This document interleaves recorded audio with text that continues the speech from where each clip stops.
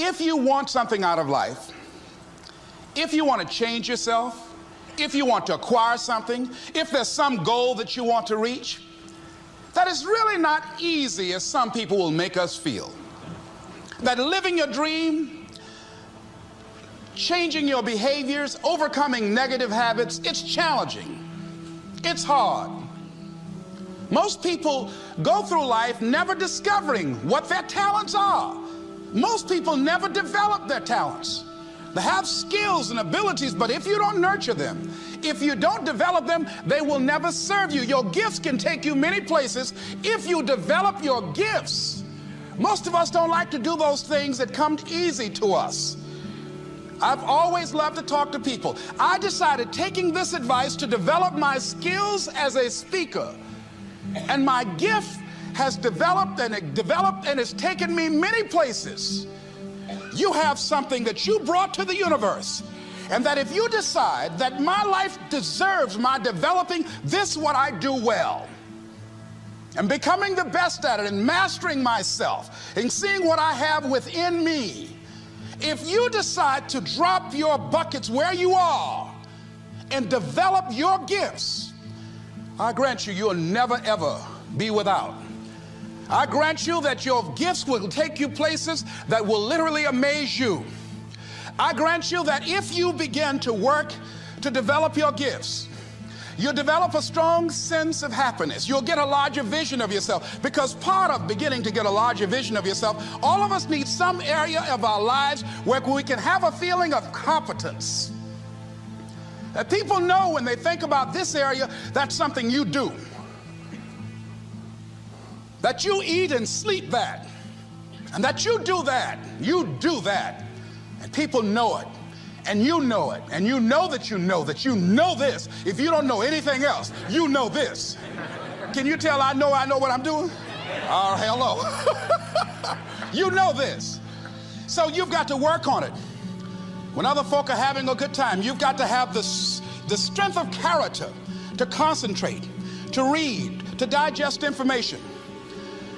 If you decide in any particular area that you're concerned about, to make a conscious, deliberate, determined effort to read one book a month in that area, in 5 years, you'll be among the top 5% experts in the world. I read a minimum of 2 books a week. The average American reads only 1 book a year. If you decide that area that you love, that you are going to master that particular area, in this era of accelerated change, overwhelming complexity, and tremendous competition, as you begin to develop and expand your skills and your talents and your vision of yourself, you will always be in control of your destiny. The next thing is, whatever it is that you want to do, you want to do it massively. I have a friend who was telling me that his sales were down. I said, well, how many phone calls you make a day? He said, 25. I said, double them. Make 50 or 75 or 100. He said, oh man, that's just too much. What do you mean too much? You behind on your bills? You talking about too much? You know one way to get back on your feet real quick is to miss 2 car payments? You talking about you're tired? There's no competition out here. Decide that you're going to push yourself. Most people won't do that. Most people give up on themselves easily. You know the human spirit is powerful. There's nothing as powerful. It's hard to kill the human spirit. They asked Benjamin Disraeli, a man who became the head of a country at a time when Jews were not allowed out after 10 o'clock. They said, how did you do it? How do you achieve it against such great odds? He said, nothing can resist the will of a people that will stake even their existence on the extent of their purpose for good.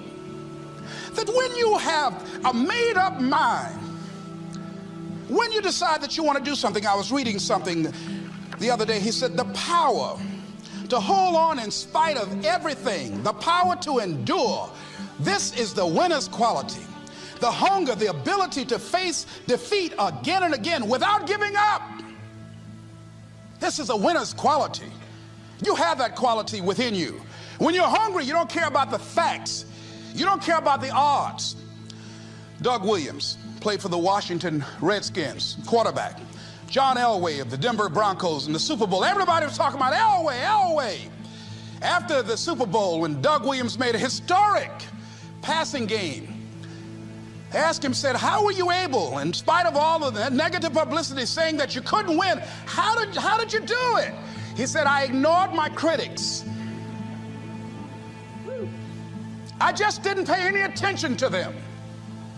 I ignored myself because they kept on saying it so much. There were times I doubted whether or not I can do what I needed to do. There's a Doug Williams in everybody here. There's greatness in you.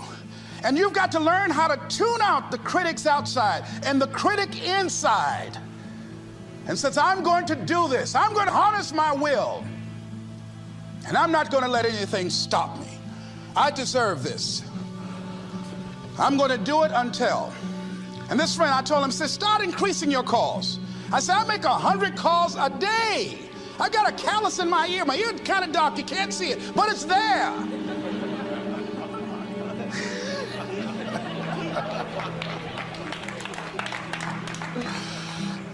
His sales have increased. He's working harder now. The other thing is that if you want something, you have got to be relentless. You've got to learn how to become resourceful. You've got to learn how to become creative. When crises strike in your life, and in the Chinese language, crises mean danger, but it also means opportunity. And this is an opportunity for you to grow. And you've got to be so relentless, regardless of what comes down the pike, that you're always looking for a way to get over, always looking for a way that you can break through, always looking for a way that you can win, always looking for a way that you can strike a telling blow.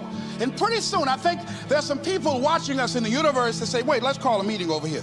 You know that guy Mustafa? Look at him down there. He won't stop. Just that fool don't know he can't get over. Look here. Why don't we do this? Let him go and let's mess with somebody else. Shit. Let him go on through.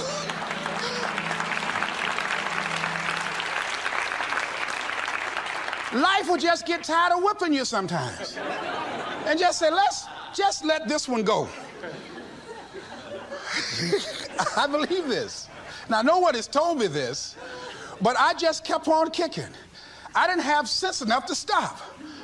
I was intelligently ignorant. I didn't know what I couldn't do.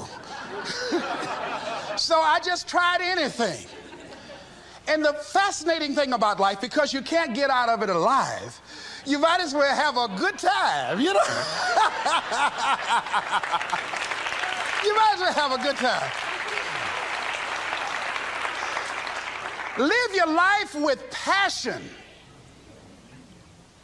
with some drive. I was giving a seminar the other day, and I mentioned that I was going to do some training in August with some young teenagers and take about 100 away to a 2 or 3 day camp and wipe them out. Been working on this. So after the speech, one of the parents walked up to me and said, Mr. Brown, I'd like for you to do something for my son. He's not motivated.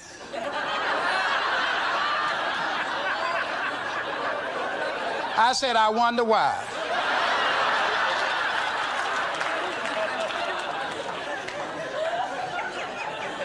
I wonder what's wrong with him. He had no fire whatsoever. See, what you do speak so loudly, folk can't hear what you're saying. And so if you don't have any fire, you've got to watch the people, the relationships that you develop. Have people of kindred mindsets. If you're around folk who are dead and negative all the time, they will affect you. You want people that are around you that have smiles on their faces, looking good. I was telling a group last week, Abraham Lincoln refused to hire a guy because of his face. They said, but the guy can't help it. He said, anybody over 30 is responsible for their face. If you have some depressing face looking at you every day, it affects your blood pressure. Keep these dead faces away from you. It's contagious. This is serious. So you've got to watch your countenance, watch your face, have an uplifted expression, watch your body posture. All of these things affect you psychically. You got to be the kind of person that you are fearless. Fearless. Folk leave fearless people alone. There's some people walk through a neighborhood and every dog in the neighborhood would bark at them.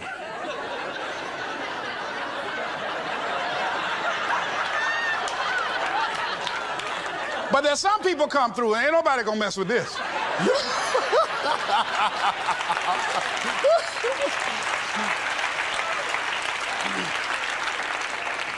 You are unstoppable. And because you are unstoppable, because you've got power that you haven't even begun to use yet, you owe it to yourself to release your brakes. How many of you have the experience of pulling out of your driveway and you mashed on the accelerator and the car was just going, it couldn't move, and you mashed harder and it couldn't move, and then you discovered you had your emergency brakes on. And then you release those emergency brakes and it goes, choo! Have you ever had that experience before? Most of us go through life with our brakes on, holding back, not giving all that we have, not sharing all of ourselves. Most of us go to our graves still holding on rather than releasing it. What are some of those things that keep us from releasing it? Because of past experiences, past defeats, past pain. We look back, well, it didn't work out then. It probably won't work out now. Many people get confused their performances with who they are. I was reading Pat Riley, the coach of the Los Angeles Lakers.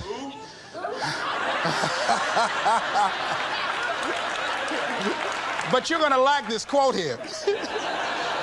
After the Trailblazers had blown them out of the water, and I'm sure he said this last night, they asked him, how do you feel? He said, tonight we were exposed for what we are right now.